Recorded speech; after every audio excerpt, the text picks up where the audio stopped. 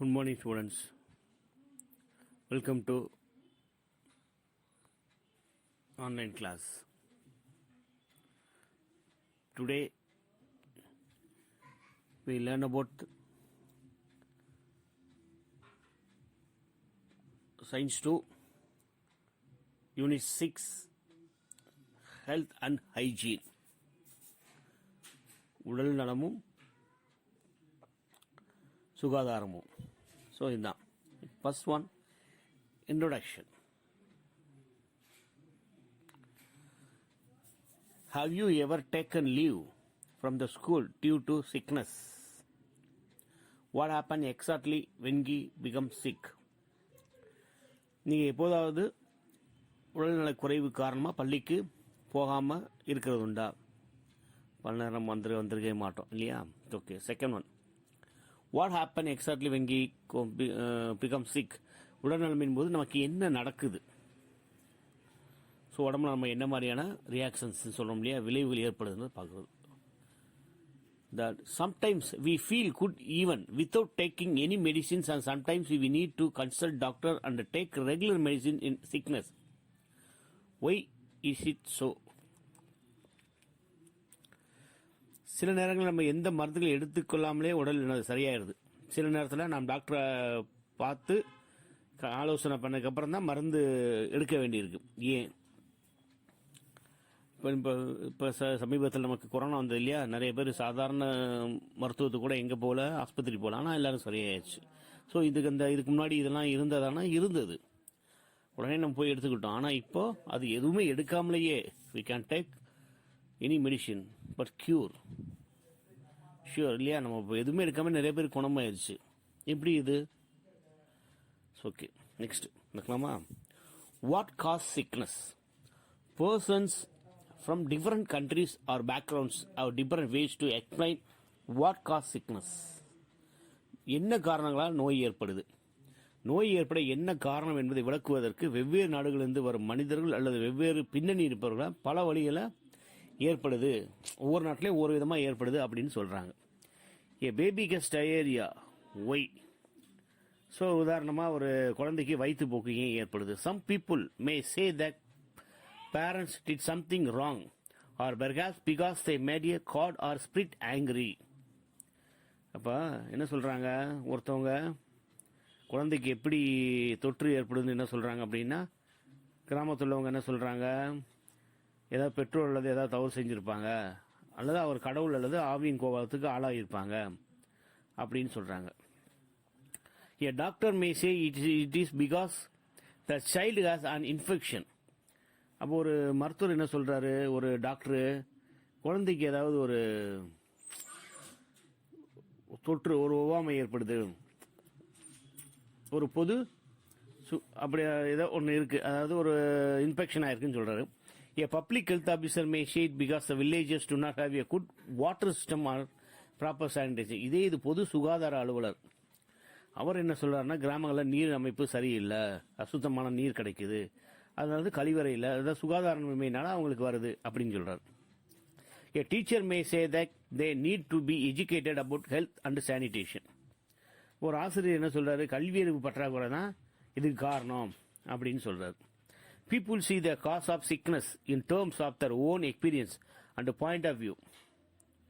அப்போ மக்கள் என்ன செய்றாங்க, ஒவ்வொருவரும் தங்கள் சொந்த அனுபவம் மற்றும் தங்கள் பார்வையிலிருந்து நோய்க்கான பார்த்தீங்களா, ஒரு நோய்னா அதுக்கு ஒவ்வொருத்தவங்க ஒவ்வொரு விதமான ரீசன்ஸ், அந்த காரணங்கள் சொல்றாங்க இல்லையா. Who then is right about the cause? அப்போ இதுதான் சரியானது, யார் சொல்றதுதான் சரி?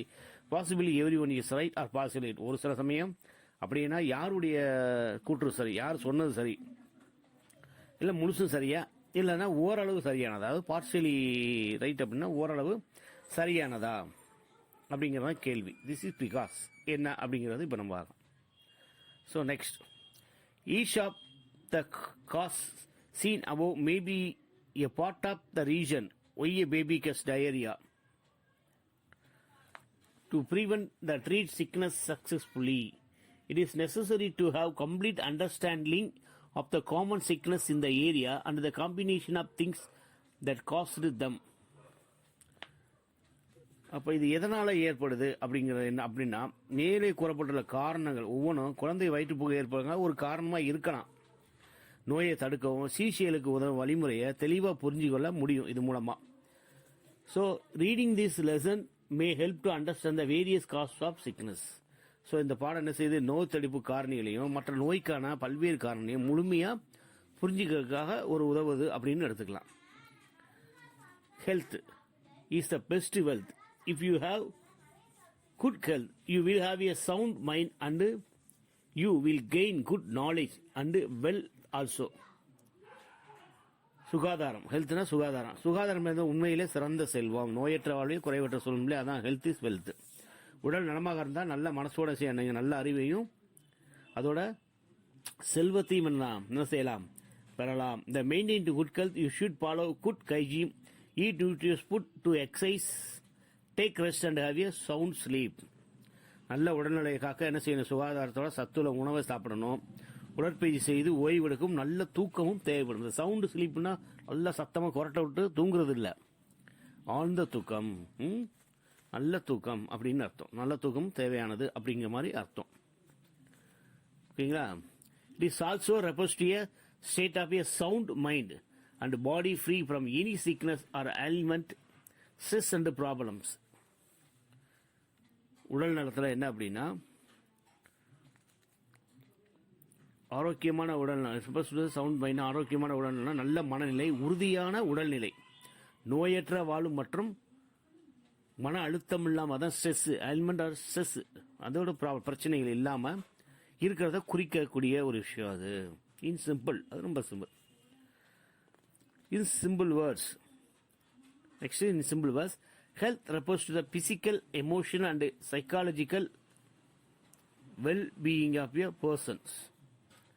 ஸோ என்னது உடல்நலம்ன்றது நல்ல மனநிலை, உறுதியான உடல்நிலை, அது போக ஒரு நபரின் உடல் உணர்ச்சி மற்றும் உளவியல் நலவாழ்வை குறிக்கக்கூடியதா என்னது இந்த ஹெல்த் அப்படிங்கிறது.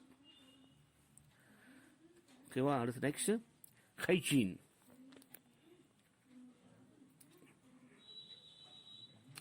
ஹைஜீன் என்ன நம்ம நினைப்போம், நம்ம maximum hygiene is refers to the good habits and then practices which is followed to prevent disease.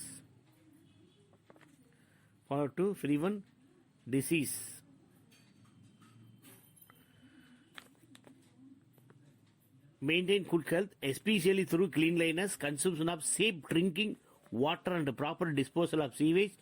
It refers to all those activities that are done for improving and maintaining good health and sound mind. Hygiene சொல்லக்கூடிய அந்த பொது சுகாதாரம் அப்படிங்கிறது என்ன அப்படின்னா, அதாவது நல்ல சுகாதார செயல்பாடு அப்படின்னு நம்ம எடுத்துக்கலாம். சுகாதாரம் நோய்களை தடுக்கவும் நல்ல ஆரோக்கியத்தை தக்க வைத்துக்கிறது. நம்ம இப்போ இருக்கக்கூடிய அந்த உடல்நிலை, ஆரோக்கியமான உடல்நிலையை தொடர்ந்து தக்க வைக்கிறது தான். குறிப்பாக தூய்மை, அந்த குட் ஹெல்த், எஸ்பெஷலி த்ரூ அப்படின்னா பாதுகாப்பான குடிநீர் உட்கொள்ளல், consumption of safe drinking water and proper disposal, அதாவது கழிவுகளை அகற்றுறது, சரியான முறையில் கழிவுகள் அகற்றுதல் போன்ற நல்ல செயல்களை குறிக்கக்கூடியது. ஸோ இது என்ன செய்யுது, நல்ல ஆரோக்கியத்தையும் ஆரோக்கியமான மனநிலையையும், அதுதான் ரொம்ப முக்கியம். ஆரோக்கியமான மனநிலை முக்கியம். அதெல்லாம் மேம்படுத்துதல், அப்புறம் பராமரித்தல், இம்ப்ரூவிங் அண்ட் மெயின்டைனிங், பராமரிப்பதற்கும் செய்யப்படும் அனைத்து செயல்கள் கூட குறிக்கிறது அந்த ஹைஜீனிக்காக இருக்குன்னு சொல்லுவாங்களா. கை வந்தோடனே கை கழுவுறது, ஃபேஸ் வாஷ் பண்ணுறது, காலை கழுவுறது, இதெல்லாம் ஹைஜீனிக் அப்படிம்பாங்க. ஹோட்டல்லாம் நல்லா பராமரிக்கிறாங்களா, நல்லா சுத்தமாக பண்ணுறாங்களா அப்படின்னு சொன்னால ஹைஜீனிக் ஹோட்டல் அப்படின்னு சொல்கிறாங்களே. அது காரணம் என்னன்னா, அந்த சுத்தப்படுத்துறது தான். குறிப்பாக ப்ராப்பர் சானிடேஷன், அதுதான் சொல்கிறது. Cleanliness. Observe the following pictures. அடுத்து ஒரு பார்க்குறோம். அதை discuss with your teacher and write few lines about the transmission of disease producing pathogen through oral and fecal route. தூய்மை. பின்வரும் படத்தை கவனிக்கணும். நம்ம இப்போ அடுத்து பார்ப்போம். அதில் நம்ம டீச்சரோட கலந்து ஆலோசித்து அந்த நோய் உருவாக்கும் நோய்க்காரனை பற்றி சில வரிகள் நம்ம பார்க்க போகிறோம். இப்போ cleanliness refers to the maintenance of personal and environmental hygiene. In simple words, it refers to the state of being clean which is essential for good health. To protect us from disease, it is essential to maintain good health by taking regular bath. Cleaning the clothes and the surrounding is also avoiding hygienic food. Avoiding hygienic food. தூய்மை என்று என்ன சொல்றாங்க? ஒரு குறிப்பிட்ட மற்றும் சுற்றுச்சூழல் சுகாதாரத்தை பராமரிப்பது பற்றி குறிப்பதாகும். சுருக்கமாக சொல்லணும்னா நோயிலிருந்து நம்மை பாதுகாக்கிறதுக்கு தினம் என்ன செய்யணும்? குளிக்கிறது. கண்டிப்பாக குளிக்கணும். எல்லாம் குளிப்பீங்களா? குளித்தல், ஆடைகளையும் சுற்றுப்புற சூழலையும் என்ன செய்யுது? சுத்தமாக வைத்திருத்தல், அப்புறம் சுகாதாரமற்ற உணவுகளை உட்கொள்வது தவிர்த்தல் போன்றவை என்னது? இந்த கிளீன்லைனஸில் வந்துடும், கிளீனில் வந்துடும். இப்போ அந்த ஃபிக்சர்ஸ் பார்த்தோம் அப்படின்னா அதில் the due faecal oral route of distance நம்ம அடுத்து பார்க்கலாம். டிரான்ஸ்மிஷன் அதில் பார்த்தீங்கன்னா ஒரு பையன் போய்கிட்டு இருக்கானா, அப்போ அதுலேருந்து என்ன செய்யுது? அவன் கழிவுகளிலேருந்து ஃப்ளைஸ் உருவாகுது. ஸோ அதுக்கு உணவில் உட்காருது. அப்புறம் அதை ஒரு பையனோட என்ன செய்யுது? அது தண்ணீர்லையும் கலக்கக்கூடுது. அப்புறம் சாப்பிட்றாங்களா, வாய் மூலமாக போகுது. அப்புறம் கையில் பட்டு கை மூலமாக என்ன செய்யுது? அது அப்படியே டிரான்ஸ்மிஷன் சொல்லக்கூடிய அப்படியே பரவிக்கிட்டே போதா. ஸோ அப்படின்னா இது இப்படி தான் என்ன செய்யுது? போய் ஒரு மனித கழிவுகள், அதாவது திறந்த வெளி கழிவறை சொல்கிறாங்களே, அங்கே ஃபுல்லாக அந்த மாதிரியான விஷயங்கள் நடக்கிறதுக்கு நிறையா வாய்ப்பு இருக்கு. ஓகே, இப்போ நெக்ஸ்ட் நம்ம பர்சனல் ஹைஜீன் அப்படின்னா என்னன்னு பார்ப்போம். பர்சனல் ஹைஜீன் அது ஒரு சின்ன ஒரு ஃப்ளோ சார்ட் இருக்கு பாருங்க. ஸோ அதில் எப்படி என்னென்ன மாதிரியான பர்சனல் ஹைஜீன் மெத்தடை நம்ம ஃபாலோ பண்ணணும் அப்படின்ட்டு.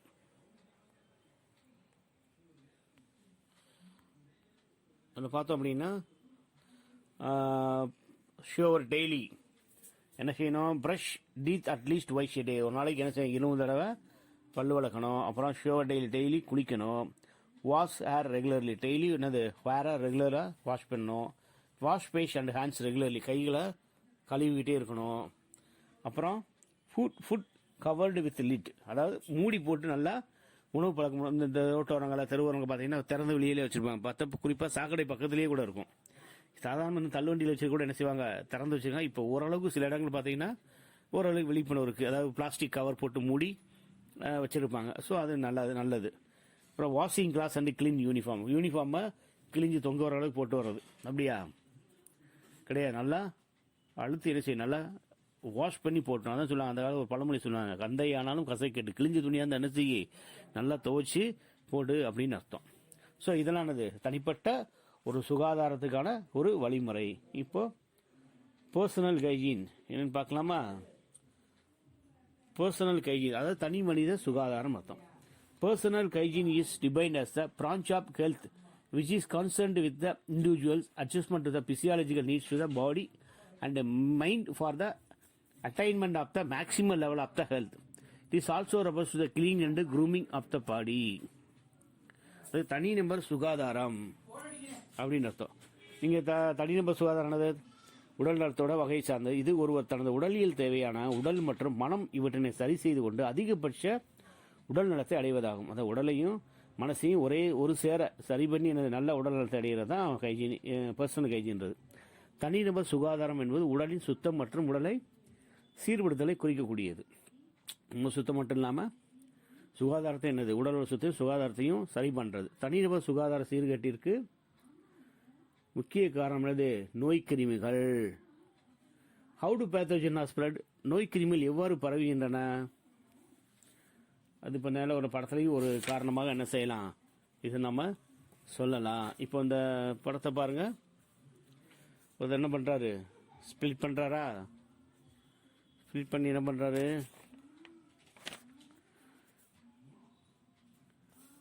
இன்னும் நமக்கு நிறைய இருக்கோ. ஓகே, இது நம்ம புக்கு அடுத்து பார்த்தலாம். தொண்டு கண்டிப்பாக சொல்லலாம். Colds and the flu are common communicable diseases. It is caused not only by bacteria but also by virus. When you have cold and flu, you may also have running nose, cough, sore throat, and sometimes fever or pain in the joint. For some, this condition may also lead to mild diarrhea. Secretions oozing out from the nose may contain the bacteria or virus. When the patient touches the nose and some other object or someone else, the virus is transferred. இப்போ பார்த்தோம் அப்படின்னா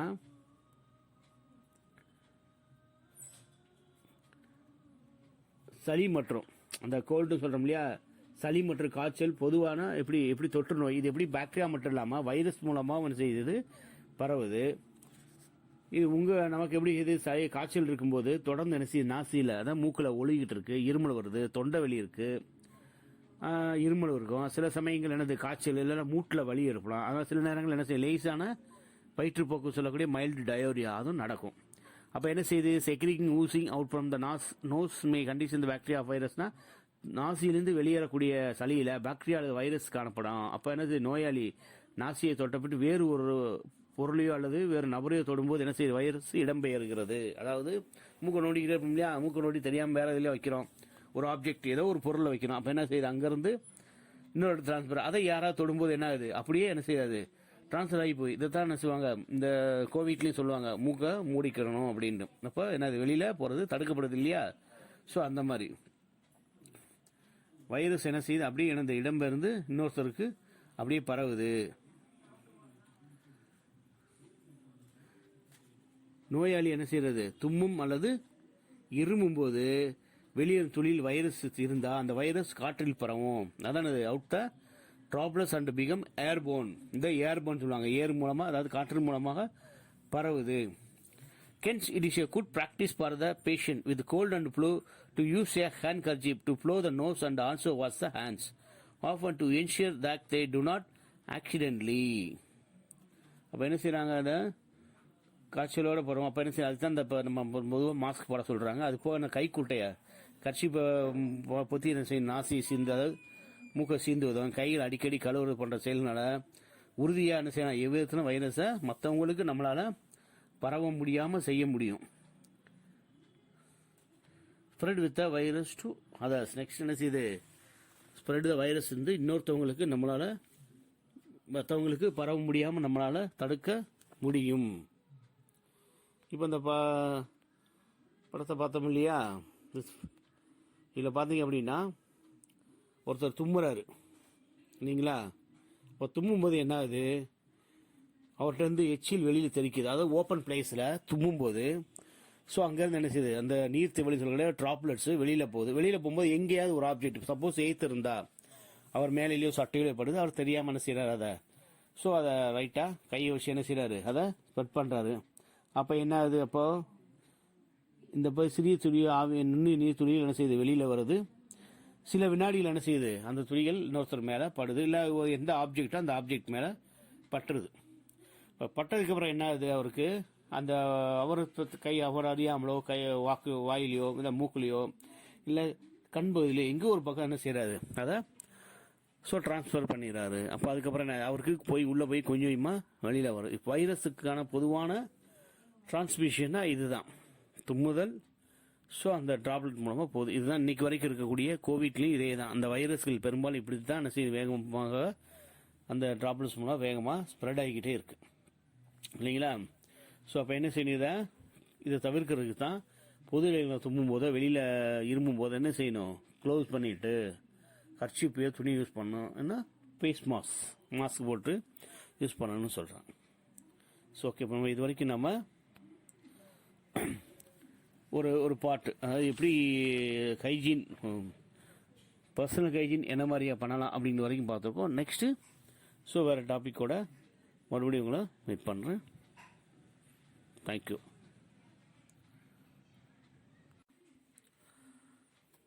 Good morning, students. Welcome to online class. Today